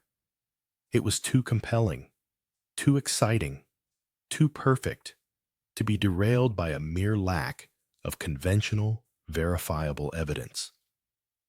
The narrative had taken on a powerful life of its own. Bob Lazar, whether he was a genuine whistleblower speaking truth to power or a masterful storyteller weaving a brilliant fiction, had accomplished something that decades of secret CIA and Air Force projects had never intended. He had given the vague, formless mystery of Area 51 a name, a face, and a detailed, captivating, and unforgettable plot. The CIA, in its meticulous efforts to keep Groom Lake a secret, had succeeded only in making it a tantalizingly blank canvas. Bob Lazar was the first person to step forward and paint a stunning, vivid masterpiece on that canvas. He provided a specific location, S4, a specific mind-blowing purpose, reverse engineering alien technology, and even a specific cast of characters, the small gray aliens he nonchalantly referred to as the kids. He transformed the abstract puzzle of Area 51 into a concrete, tangible legend. After Bob Lazar, the strange lights seen dancing in the Nevada sky were no longer just a mystery. For millions of people around the world, they now had a definitive and deeply exhilarating explanation. They weren't our secret aircraft. They were theirs. In the wake of Bob Lazar's explosive claims, a fundamental shift occurred. Area 51 ceased to be merely a clandestine military installation, a subject for quiet debate among a handful of researchers. It transcended its physical reality of asphalt, hangars, and secrecy oaths. It migrated from the realm of national security into the vibrant, boundless world of popular culture. It became something far more powerful and enduring than a piece of restricted real estate. It became an idea, a meme, a modern urban legend, as potent and recognizable as any ancient myth. And the primary vehicle for this transformation was the glowing screen of the television and the silver screen of the cinema. The 1990s, in particular, saw Groom Lake become the go-to setting for any story that needed a touch of government conspiracy and a dash of the extraterrestrial. Perhaps no single piece of media cemented Area 51's place in the cultural zeitgeist more effectively than the television series, The X-Files. For nearly a decade, starting in 1993, audiences were captivated by the tireless quest of two FBI agents, Fox Mulder and Dana Scully. Mulder, the passionate believer, was utterly convinced that the U.S. government was concealing proof of alien life. For him, Area 51 was the very heart of this conspiracy, the dark nexus where all secrets were kept. He and his skeptical partner, Scully, spent years trying to get inside its fences to uncover the truth they believed was hidden there. The show rarely, if ever, showed the base itself, which only enhanced its mystique. It was a place spoken of in hushed, paranoid tones, a shadowy goal that was always just out of reach. For millions of viewers, the phrase, "the truth is out there," became synonymous with the idea that this truth was probably filed away in a cabinet deep beneath the Nevada desert. The X-Files didn't just tell stories about Area 51. It made the search for its secrets a compelling week-to-week drama. Then, in the summer of 1996, Hollywood took the legend and magnified it to a global blockbuster scale. The film Independence Day didn't just feature Area 51, it made it the last, best hope for all of humanity. In the movie's bombastic vision, the base was revealed to be a sprawling, multi-level underground research facility, a place far more vast and spectacular than the humble trailers and hangars of reality. This cinematic Area 51 was the secret custodian of the alien spacecraft that had supposedly crashed at Roswell nearly 50 years prior. The government, it turned out, had been studying the alien technology all along, waiting for the very day the hostile aliens would return. It became the rallying point for the human resistance, the place where a brash fighter pilot played by Will Smith and a brilliant scientist played by Jeff Goldblum could team up to upload a computer virus to the alien mothership and save the world. The movie was a cultural phenomenon, and it indelibly printed its vision of Area S1 onto the minds of a generation. The image of the captured alien craft, housed in a cavernous secret hangar, became the definitive popular image of the base. The trend continued across the landscape of science fiction. The popular television series Stargate SG-1 imagined that the secret of the base wasn't aliens, but an alien device, the Stargate, that allowed for instantaneous travel to other planets. The program was run from a fictional facility deep beneath Cheyenne Mountain, but Area 51 was frequently referenced as the off-world research and development site, the place where captured alien technology was taken to be studied, reverse-engineered, and adapted for human use.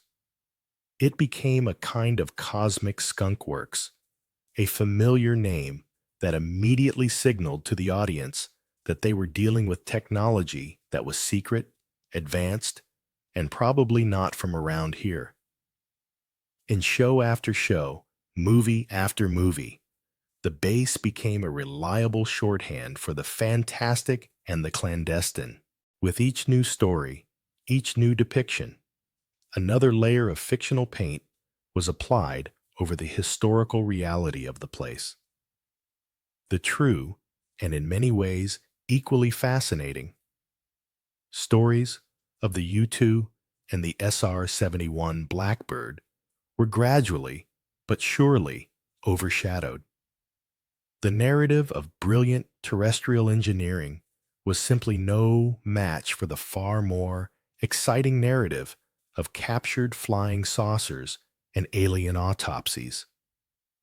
And in a strange, ironic twist, this cultural obsession proved to be incredibly convenient for the very government agencies trying to maintain the base's secrecy. The more the public associated Area 51 with little green men, the less they were inclined to think about what was really going on there. As long as people were busy looking for alien spacecraft, they weren't asking serious, pointed questions about the development of next-generation stealth bombers or top-secret reconnaissance drones. The fantastical, fictional narrative provided the perfect cover for the real and ongoing secret work. The myth, in its own strange way, had become the ultimate form of camouflage. And so, as the legend of Area 51 blossomed on screens around the world, a strange and wonderful new reality began to take shape on the ground, out in the vast, sun-drenched emptiness of the Nevada desert. A small, quirky, and entirely unique cottage industry began to sprout up along the perimeter of the Great Secret, catering to a new kind of pilgrim. These were not prospectors searching for silver, but tourists searching for saucers. They were believers, skeptics, and the simply curious, all drawn to this remote corner of the world by the magnetic pull of the unknown. In a clever and knowing nod to its newfound fame, the state of Nevada officially renamed a long, lonely stretch of State Route 375, which runs along the northern edge of the restricted military range. In 1996, it was designated the Extraterrestrial Highway. The name was a formal invitation to come and explore the mystery. Now, imagine you are one of these travelers. You are behind the wheel of your car, driving along that very highway. The road before you is a long, dark ribbon of asphalt, stretching seemingly to infinity across a vast, flat valley.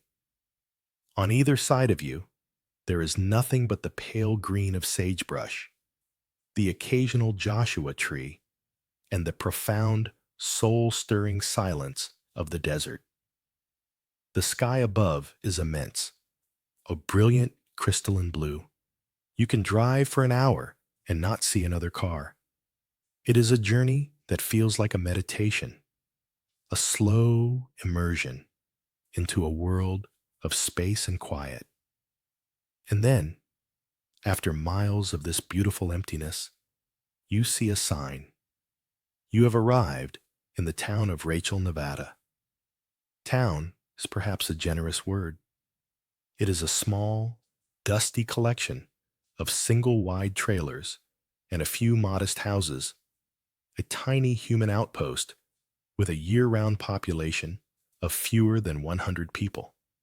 But thanks to its proximity to the famous secret base, Rachel has proudly declared itself the UFO capital of the world, the heart and soul of Rachel, and the main destination for any visitor is a small, unassuming building with a hand-painted sign out front.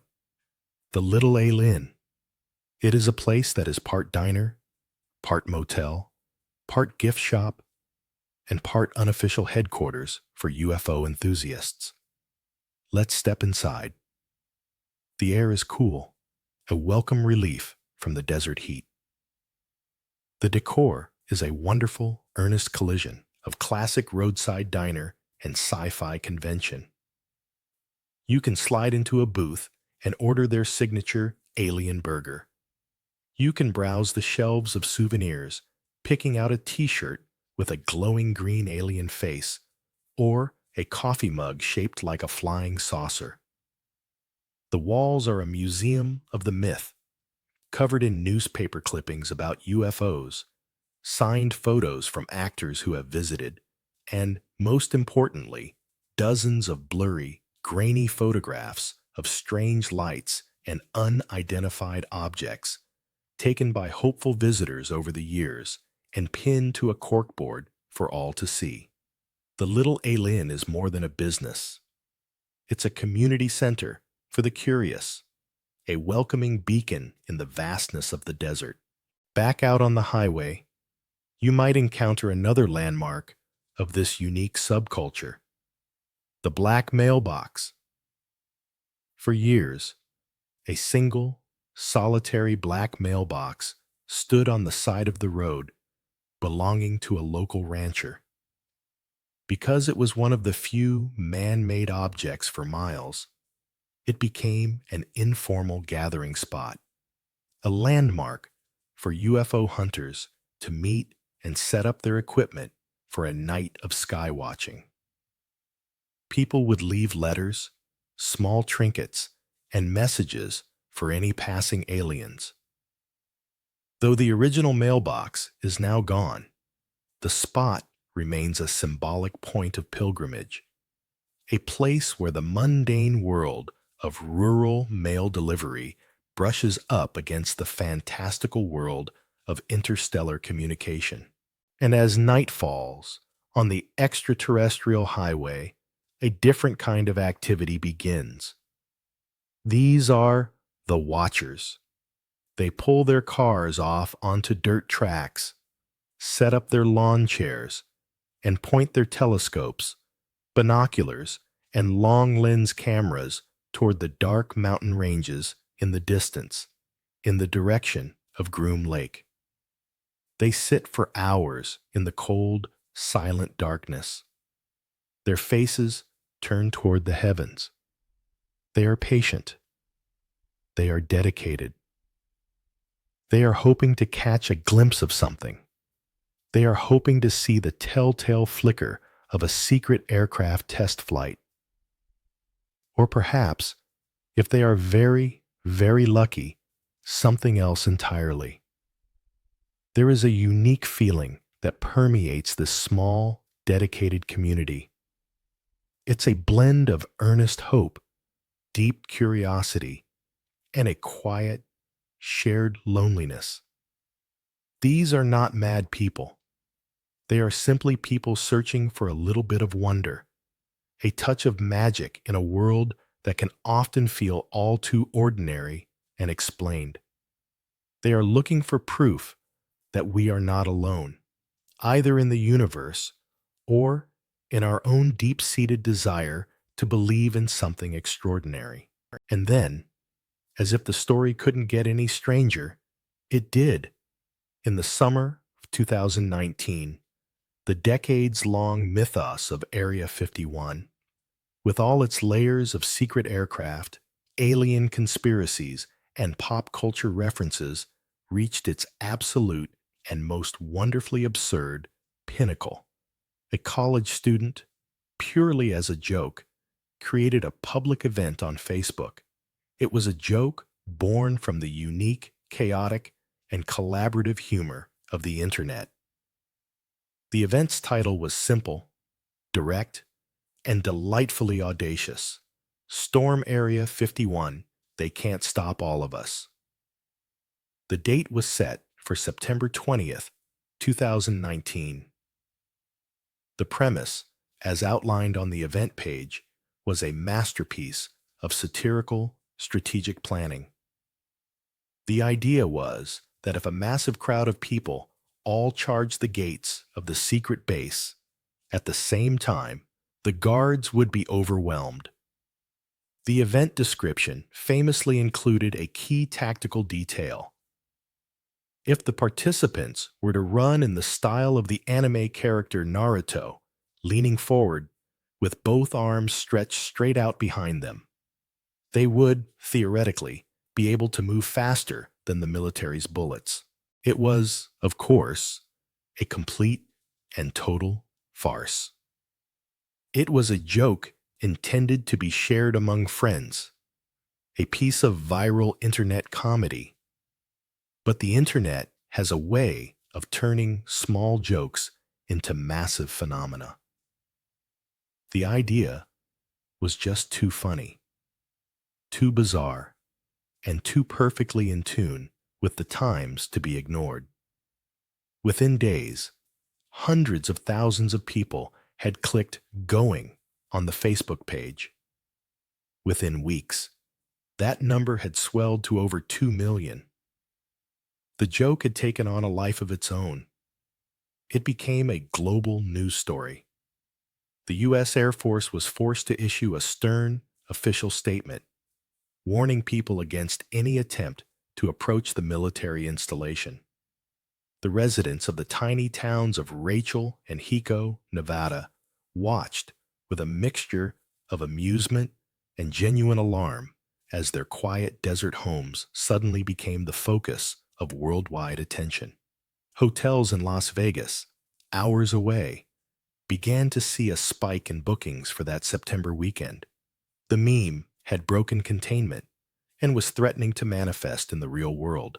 Of course, everyone knew that 2 million people were not actually going to show up and attempt a Naruto run into a heavily armed military base. But the question remained, would anyone show up? As the date approached, a sense of anticlimax seemed to settle in. But then, on the designated weekend, something remarkable did happen. They came. Not millions, but a few thousand. A dedicated, curious, and wonderfully strange assortment of people from all over the country and even the world did indeed descend upon the sleepy desert towns surrounding Area 51. They were not an army. They were a gathering of the tribes of the internet.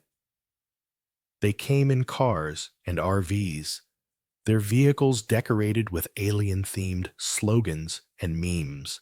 They did not, as the joke suggested, storm the gates. The atmosphere was not one of confrontation, but of celebration. It was a bizarre pop-up festival in the middle of nowhere. In Rachel, the event was dubbed Alien Stock. In Hiko, a more organized event called Storm Area 51 Base Camp was held. People gathered in the desert, not with weapons, but with lawn chairs and coolers. They were dressed in a glorious array of costumes: full-body alien suits, tinfoil hats, space-themed outfits, and yes, a few brave souls were even seen practicing their Naruto run. They listened to live music, they shared food and stories, and they took countless photos at the gates of the base, posing peacefully with the bemused but vigilant guards. It was a strange and beautiful pilgrimage, a moment where the digital world of memes and online jokes became a tangible, physical, and surprisingly wholesome human experience. In the end, the Great Storm Area 51 event of 2019 revealed something profound about the enduring power of this myth. It showed that, for most people, the allure of Area 51 was never really about a burning desire to find literal proof of alien life. It was about something much more human. It was about the desire for connection, for community. It was about wanting to be a part of a shared story, a grand and exciting adventure that was bigger than their own individual lives. For one brief, surreal weekend, that silly internet joke brought a few thousand strangers together. It gave them a reason to drive out into the middle of the desert, to stand together under the same vast, mysterious sky, and to share a laugh. They came not as invaders, but as fellow travelers on a journey of curiosity, united by a meme and by the simple, powerful magic of a good story. While the world of pop culture was busy painting Area 51 in shades of extraterrestrial green and silver, a much slower, more methodical process was taking place in the quiet, climate-controlled archives of Washington, D.C. For decade after decade, the official position of the United States government regarding the base at Groom Lake was a masterclass in calculated ambiguity. If you were to ask any government official about Area 51, you would be met with a calm, practiced, and utterly uninformative response. It was a strategy known as a Glomar response. They could neither confirm nor deny the existence of the information you were requesting.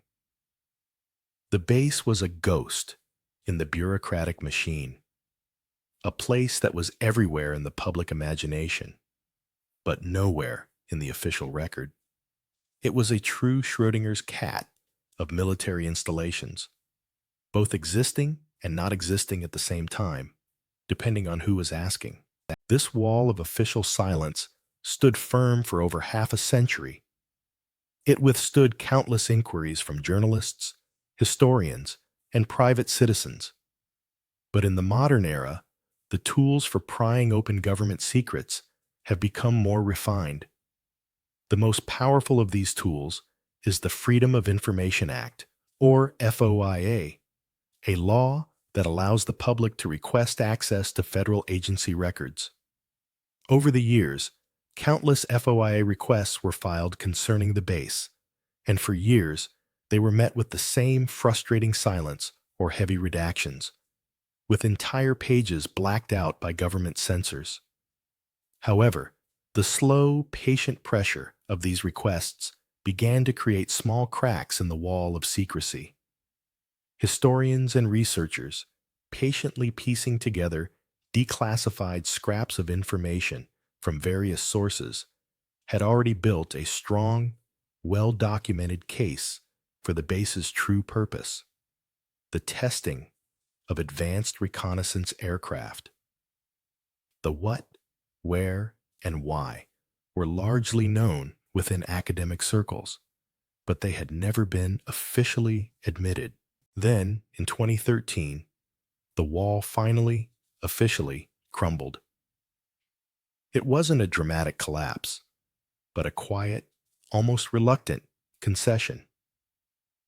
In response to a FOIA request filed years earlier by a researcher from the National Security Archive at George Washington University, the Central Intelligence Agency released a document.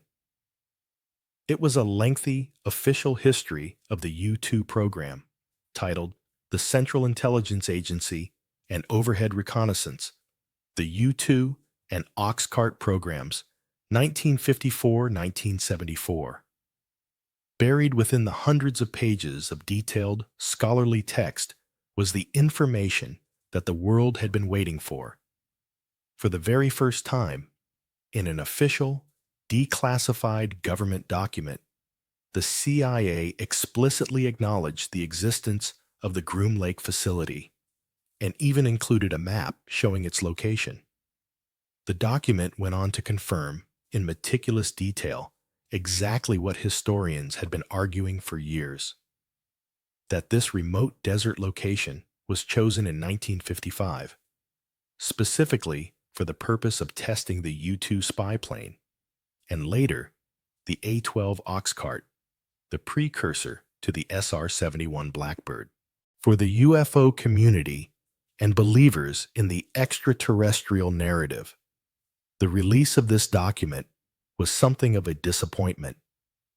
There was no mention of crashed saucers from Roswell, no discussion of alien autopsies, no reference to Element 115. The official history was a story not of aliens, but of airplanes. It was a story of Cold War strategy, of engineering challenges, and of espionage. But for those who had been working for years to uncover the real history of the place, it was a moment of profound vindication. It was a quiet but incredibly significant moment.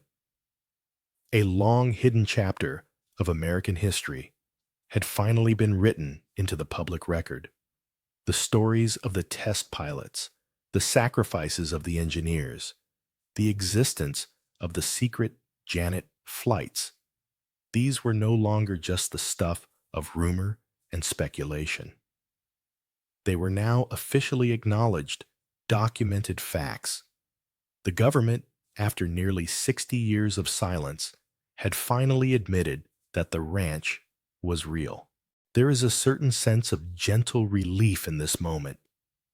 Imagine the feeling for the aging veterans of these programs, men who had spent their entire careers and much of their lives bound by that heavy oath of silence. They had lived with the quiet frustration of seeing their life's work depicted as a science fiction fantasy, unable to correct the record. This official declassification, this simple act of acknowledgement, finally allowed their true story to be told. It was as if a great collective weight had been lifted. The secret was out, not in a sensational expose, but in the dry, factual prose of a declassified historical document.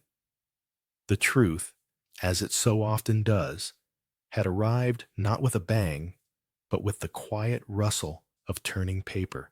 The declassification of the U-2 and Oxcart programs was a landmark moment, a pulling back of the historical curtain. But it would be a mistake to think that this was the end of the story.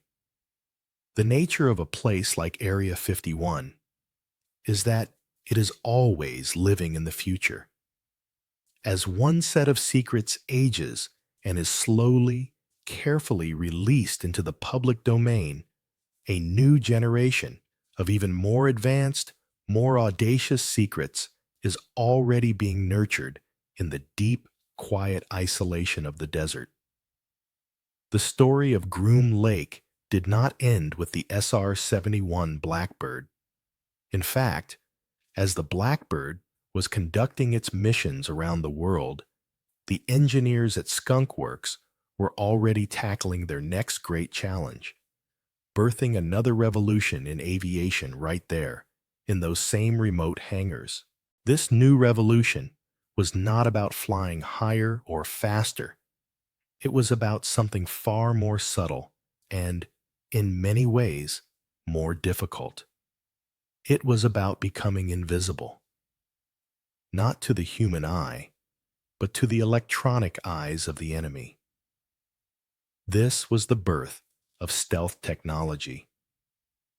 In the 1970s and into the 1980s, Area 51 became the cradle for one of the most secret and strangely beautiful aircraft ever created, the F-117 Nighthawk. If the U-2 was a glider and the SR-71 was a predatory insect, the F-117 was a piece of alien geometry. It was not designed with smooth, flowing, aerodynamic curves. Instead, it was a jet-black, multifaceted collection of flat, triangular panels, precisely angled to deflect incoming radar waves away from their source, rather than reflecting them back.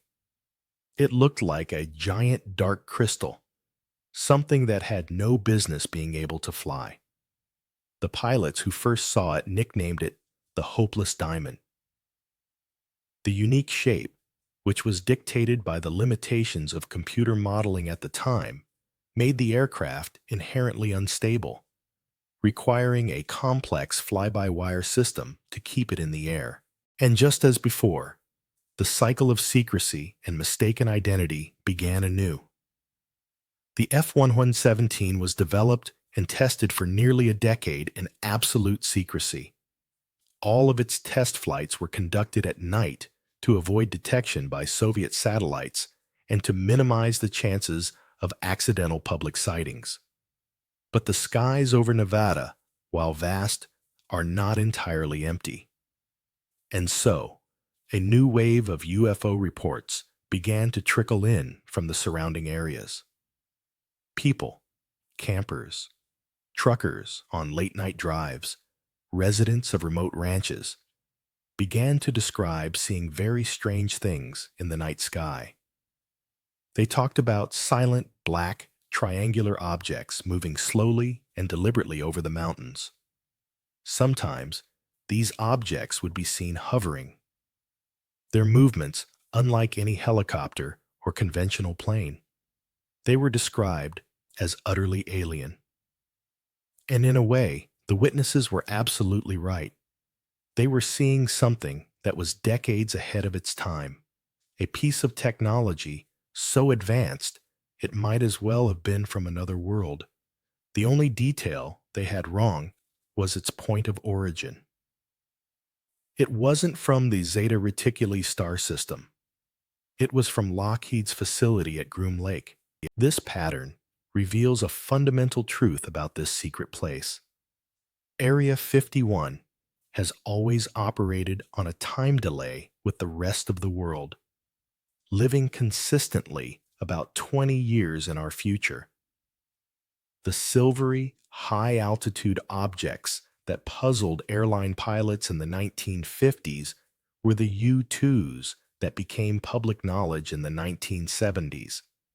The silent, triangular shapes that fueled UFO reports in the late 70s and 80s were the F-117 stealth fighters that were finally revealed to the world during the Gulf War in 1991.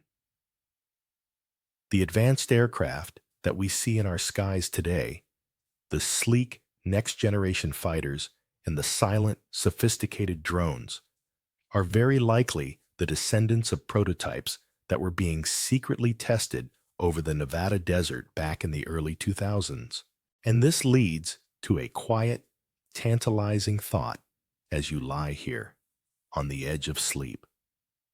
What is being tested there right now?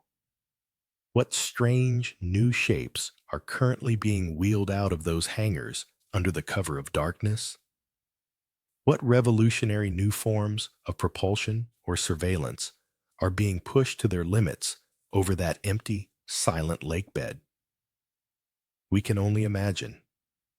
The truth of those projects will likely remain a secret, a hazy rumor, a subject for the next generation of conspiracy theories until decades from now, when we are all much older. The aircraft of tomorrow are flying in the Nevada sky tonight, and we, like the airline pilots of the 1950s, can only look up and wonder. As we drift through the long and complex history of this secret place, it is so easy to become captivated by the machines. It's easy to get lost in the sleek, black lines of the magnificent aircraft, to marvel at their incredible speed, their otherworldly capabilities. It's equally easy to be drawn into the swirling, colorful vortex of the pop culture myths, the exciting tales of crashed saucers and government conspiracies.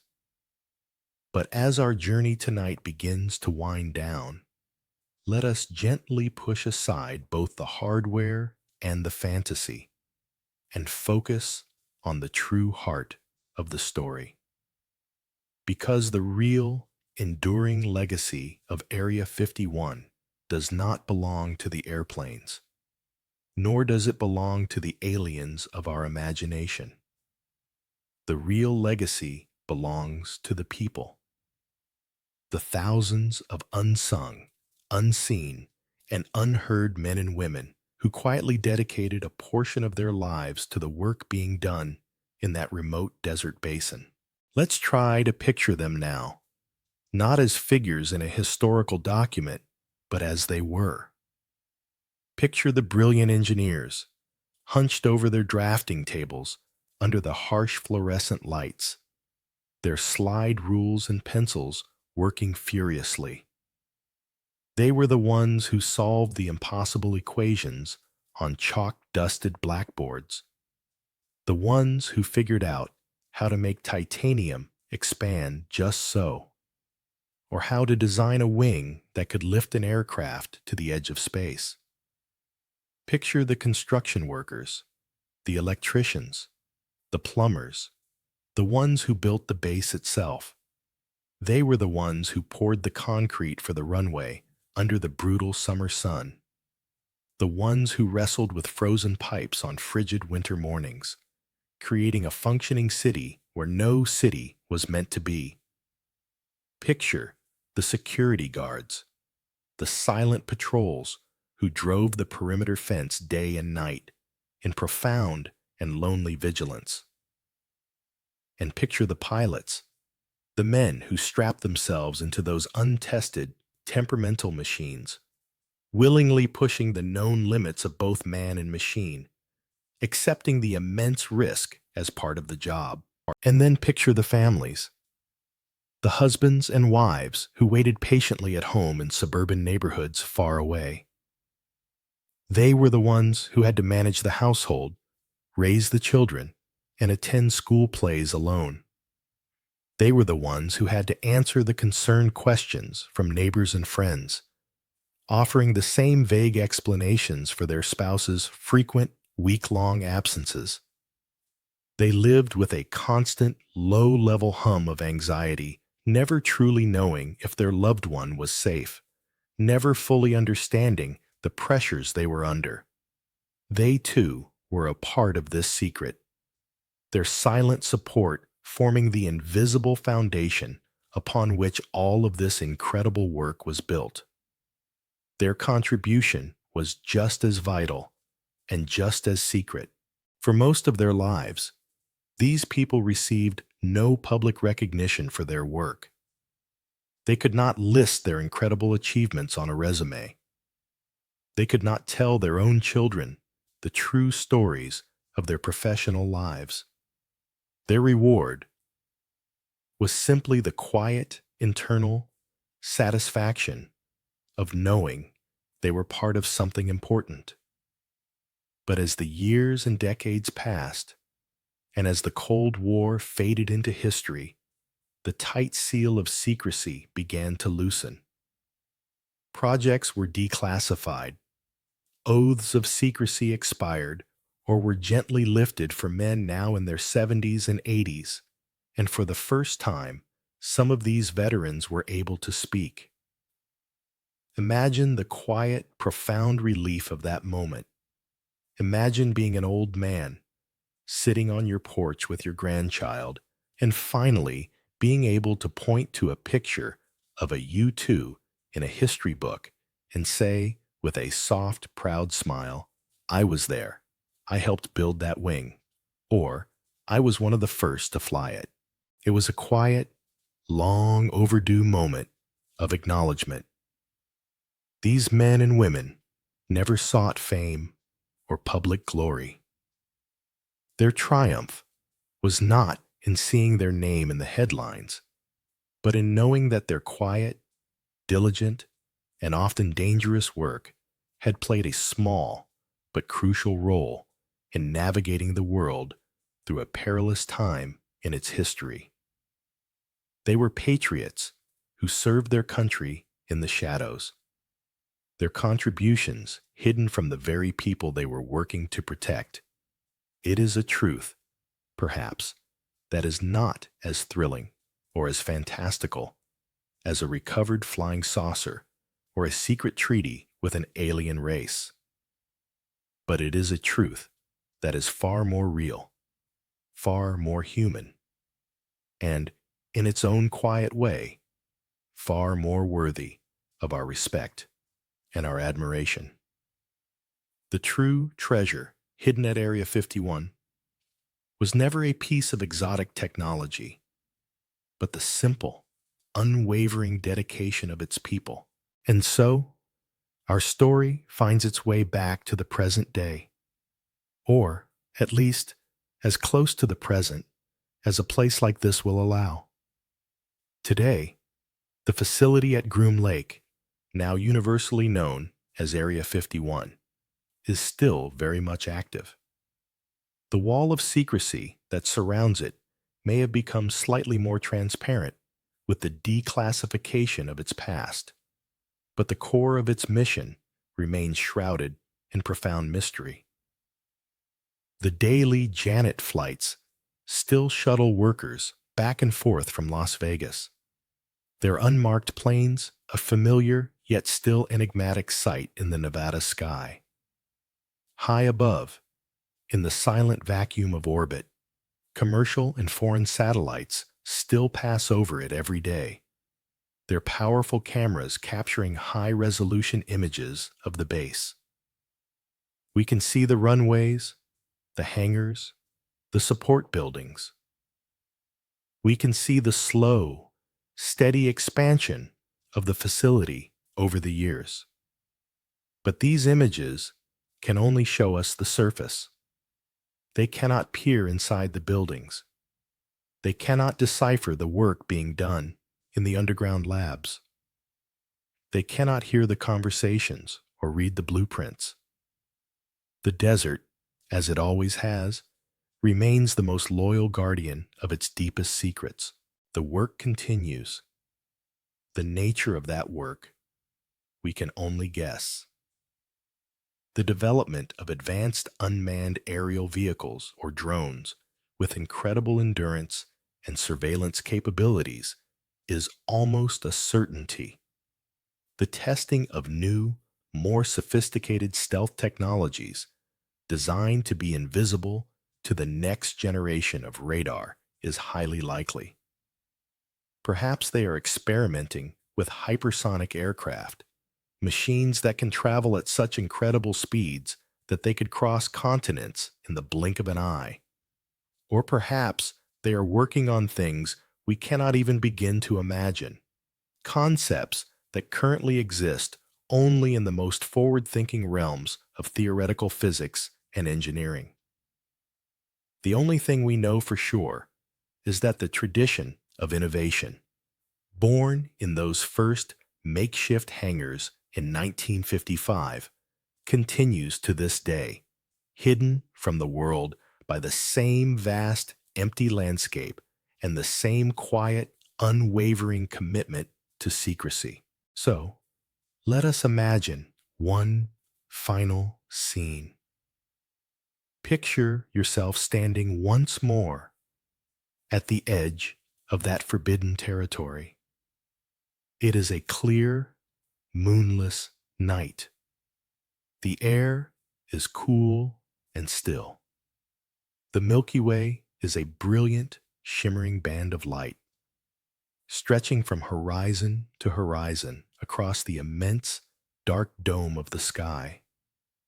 The silence is absolute, a deep and calming presence. And as you stand there, looking up, you see a light. A single, silent point of light moving with incredible speed across the star field. It doesn't blink like a conventional airplane. It leaves no trail. It simply glides through the darkness, and then, just as quickly as it appeared, it is gone. What was it? Perhaps what you just saw was a next-generation unmanned reconnaissance drone returning to base after a long, silent mission in the stratosphere. Perhaps it was a hypersonic test vehicle, pushing the very limits of speed and altitude. Perhaps it was a new type of stealth aircraft, its strange, angular form rendered as nothing more than a fleeting shadow against the backdrop of the cosmos. Or perhaps it was just a simple meteor, a stray piece of cosmic dust burning up in the Earth's atmosphere.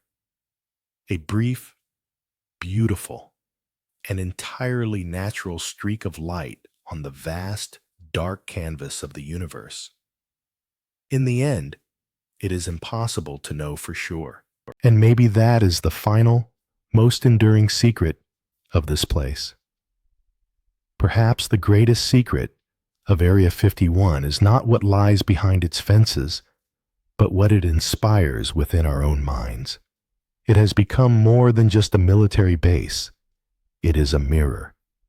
It reflects our deepest anxieties about government secrecy and power. It reflects our most profound hopes about the possibility of life beyond our own world. And most of all, it reflects our boundless and very human curiosity, our innate desire to explore, to understand, and to peek behind the curtain of the unknown. The desert holds the answers, but it does not speak. It simply offers up its vast, silent sky and invites us to wonder. And so, our long, quiet journey across the sun-scorched plains and under the star-filled skies of the Nevada desert finally comes to a gentle close. We have wandered through the history of a place born in secrecy, and we have found that its true story is perhaps not the one we expected. We have seen that the truth behind Area 51 is not a tale of alien visitors or recovered spacecraft, but a story that is quieter, more complex, and deeply human. It is a story about the incredible ingenuity of the human mind, about the engineers and pilots who dreamed up and then dared to fly machines that belonged to the future. It is a story about the heavy price of secrecy, about the personal sacrifices made by those who lived and worked in the shadows, their lives partitioned by a necessary silence. And it is a fascinating story about how a remote, forgotten patch of desert could, through a strange combination of genuine mystery and boundless imagination, become the epicenter of one of the most powerful and enduring myths of modern times. In our world today, a world of instant information, where every question can be answered with a few taps on a screen and every corner of the globe seems to be mapped and photographed. It is difficult to truly imagine a secret of this magnitude. It is hard to conceive of a secret that could be so thoroughly kept, not just for a few years, but for multiple decades. Area 51 stands as a quiet reminder of a different era, a time before the internet, before satellite imagery was available to everyone. It was a time of sealed envelopes, of classified documents, of quiet, unspoken oaths, and of a profound collective discipline. It feels like a whisper from a bygone age, an age when the world still held vast, undiscovered territories, both on the map and in the realm of what was known. And so perhaps, as you lie here now, nestled in the safety and the simple, wonderful comfort of your own bed, you can allow a gentle feeling of gratitude to settle over you, a quiet appreciation for the simplicity of your own life. Feel grateful that the secrets you may have to keep are likely not the kind that could alter the course of nations. Feel grateful that the greatest weight you carry is not a matter of national security, but perhaps just the gentle fatigue of a day well lived. And be grateful that the next time you look up and see a strange light moving across the night sky, it is, in all probability, just a commercial airliner, its cabin filled with sleeping passengers, safely and peacefully carrying someone home to their family. And now, it is time to let these stories go. Allow them to soften and dissolve into the gentle fabric of your dreams. Let the images we have conjured together, the image of the vast, silent desert sky, stretching out to an infinite horizon, the image of a sleek, silver aircraft, gliding silently at the very edge of space, and the image of the profound, peaceful stillness of the Groom Lake Basin at midnight. Let all of these carry you now, like a gentle raft on a calm sea, down into a deep and truly restorative sleep. Let go of any thoughts that may still be lingering in your mind. Let every worry, every plan for tomorrow, every memory from the day that has passed, let them all drift away. Picture them as small, wispy clouds floating effortlessly up into that vast Nevada sky, disappearing one by one into the peaceful, dark expanse. There is nothing left to analyze now. There is nothing left to decode, and nothing left to search for. All that remains is the deep, comforting quiet of the night and the stillness that surrounds you. It is time to rest. So sleep well and have the most beautiful, peaceful dreams. I will meet you again soon in another hazy chapter of history. Good night.